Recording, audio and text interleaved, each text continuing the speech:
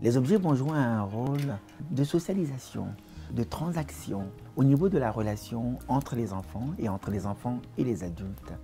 Ça va servir aussi au niveau de l'expression non verbale. Ça a permis aux enfants de pouvoir dire des choses. À travers les objets qu'ils vont utiliser, ils vont envoyer des messages. Oui, mais tu as le droit de prendre tout ce qu'il faut. Donc la maison buissonnière permet cet espace-là. C'est pour ça que nous avons toutes sortes d'objets. On n'a pas des objets forcément qui sont liés à un genre. On a des objets qui sont faits pour les enfants, filles ou garçons, peu importe.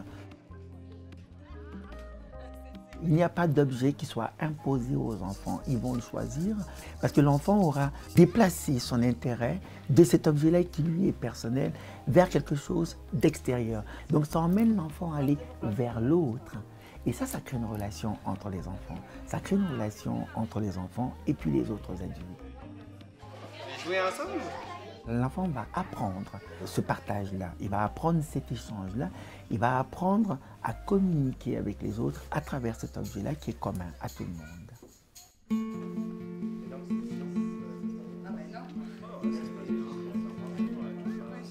Les objets à la maison buissonnière ont des fonctions multiples qui vont leur permettre de pouvoir cheminer à leur rythme, mais avec un encadrement qui est rassurant. Il y a des enfants qui volontairement vont prendre un objet, ils vont aller le donner à un autre, comme ils vont recevoir un objet de notre enfant.